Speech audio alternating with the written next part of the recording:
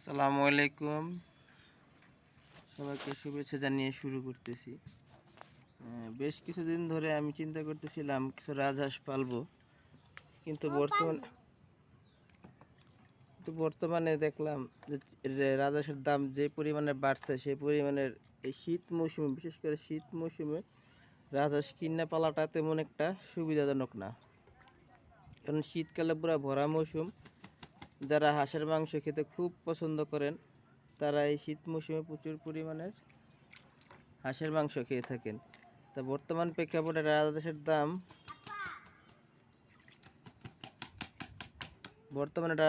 দাম শীতকালে আকার আকৃতি ভেদে প্রায় 2500 থেকে 3000। হ্যাঁ, মাদি হাঁসগুলি প্রায় 2000, মেয়ে হাঁসগুলি প্রায় 2500 টাকা বা 2300 টাকা, 2000 টাকার ভিতরে পাবেন। আর পুরুষ যে হাঁসগুলি প্রায় 3000। তাই শীতের ভিতরে আপনারা এই রাজহাঁস কিনে রাজহাঁসের খামার করা খুব কষ্টকর হয়ে যাবে। যারা এভাবে কিনতে চায়, এই আগে পাশে ধরেন গরমের ভিতরে এই হাঁসগুলির দাম আমি দেখছি আমাদের এখানে, আমার বাসা হইতেছে মুন্সিগঞ্জের এদিকে আশেপাশে। হ্যাঁ, তাই আমি দেখলাম না ফতুল্লা, কাইকাটেক বা যে যে জায়গাগুলি বলেন না কেন, এই সমস্ত জায়গায় হাঁসগুলির দাম প্রায় 2600 টাকার মতো হয়। হ্যাঁ, আর আমাদের মুন্সিগঞ্জ বাজারে কালকা দেখলাম আমি হাঁসটা কিনছি প্রায় 2200 টাকা দিয়ে। এটা একটা মেয়ে হাঁস, আমি পরবর্তী সময় আরও কিছু হাঁস কিনবো, সেটাও আপনাদের দেখাবো।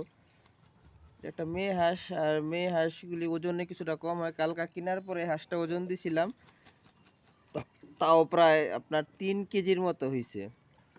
হ্যাঁ, 3 কেজির মতো হলে এটার দাম নিচ্ছে 2200 টাকা। হ্যাঁ, আর এটা একটা মেয়ে হাঁস, আপনারা একটু দেখতে পারবেন যদি একটু বড় করি। এর মাথাটা দেখবেন, এর মাথার আগে একটা সুপারির মতো থাকে। যে ছেলে হাঁসগুলি হয় সেগুলির মাথায় একটা সুপারির মতো দানা থাকে। আর মেয়ে হাঁস যেটা হলে সেটা মাথা ঠোঁটের উপর থেকে মাঝখানে একটা ঢেউর মতো হয়।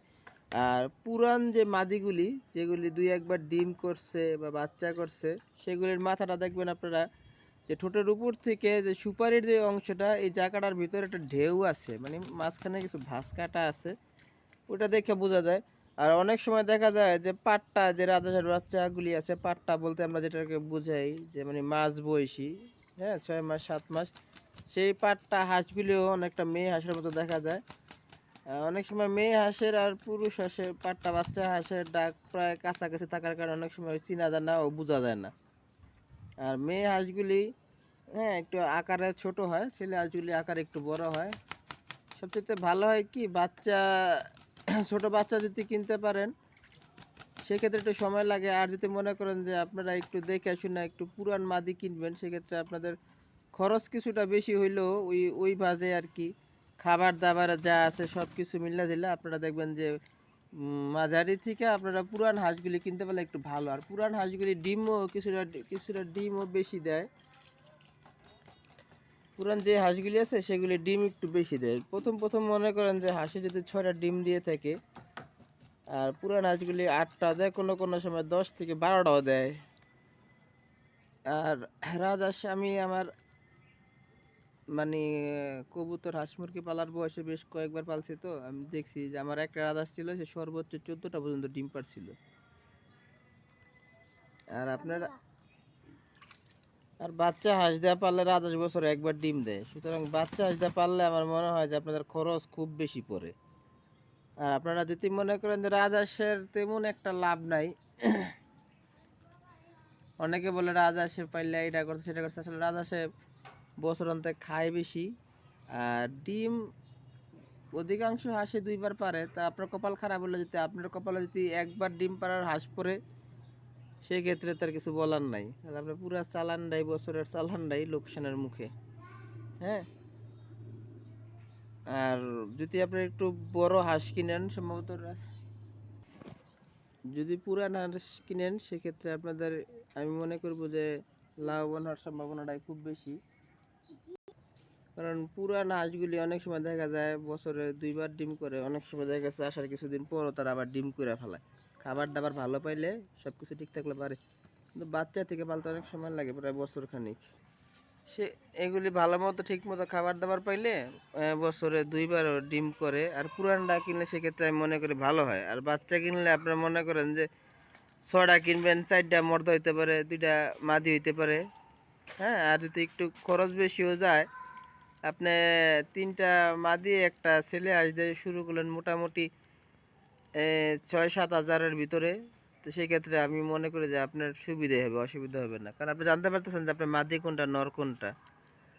বিশেষ করে শীতের আগে কিনবেন, শীত মৌসুম এসে পড়লে তখন কেনাটা খুব কষ্ট হয়ে যায়, তখন পুরো ভরা মৌসুম, সবাই হাঁসের মাংস করার জন্য, হাঁস খাওয়ার জন্য পাগল থাকে।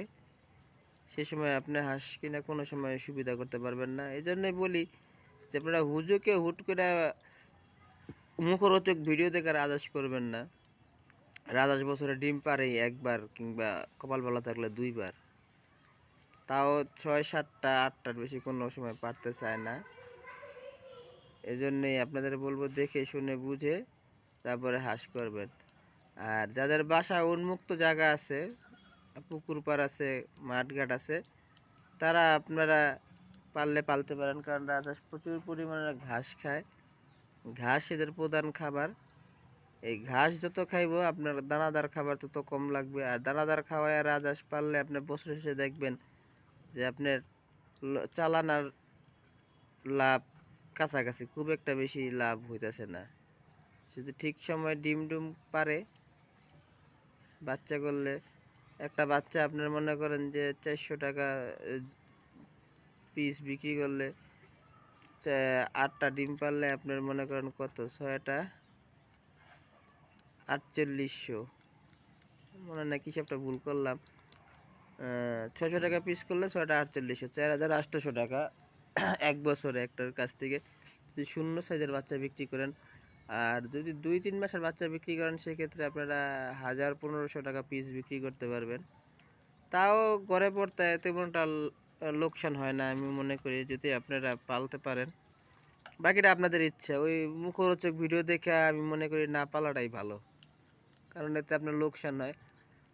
কারণ অনেকে আছে যে তাদের টাকা আছে, অলস টাকা আছে, তারা রাজহাঁস করতেছে। আপনার মতো আমার মতো মানুষেরা বুঝে না বুঝে বাচ্চা কিনতেছে, কিন্তু দিন শেষে লোকসানের মুখোমুখি আমরা হইতেছি, তারা কিন্তু আর হইতেছে না। তারা বাচ্চা বিক্রি করে দেওয়ার পরেই তাদের কাজ সারা। কিন্তু আপনি কোথায় পালবেন না পালবেন, আদৌ পালতে পারবেন কি না, সেই বিষয়গুলি খেয়াল রাখতে হয়। যাই হোক, ভিডিও খুব বড় হয়ে যেতেছে, সবাই দোয়া করবেন। আর নতুন হাঁস বা মুরগি, গরু, ছাগল যাই আনেন কেন না, আপনারা সরাসরি এটাকে খামারে প্রবেশ করাবেন না। আপনারা এগুলোকে কিছু কিছু কাজ করাতে হয়, যেরকম আপনার লিভার টনিক, জিঙ্ক, হ্যাঁ, তারপর রেনামাইসিন, এই ধরনের ওষুধগুলি খাওয়ানোর পরে তারপরে কয়েকদিন পরে আপনারা খামার তুলবেন। নয়তো বা আপনি দেখবেন যে একটা হাঁস কিনছেন, তার থেকে আর রোগে আপনার সমগ্র হাঁসগুলি মারা যাবে। তো লাভ হইল কি? কোনোই লাভ হইল না। তাহলে সবাই ভালো থাকবেন, দোয়া করবেন। আশা করি অনেকের অনেক প্রশ্নের বা অনেক জিজ্ঞাসার সমাধান ইনশাল্লাহ পেয়ে গেছেন। ধন্যবাদ, সবাই ভালো থাকবেন।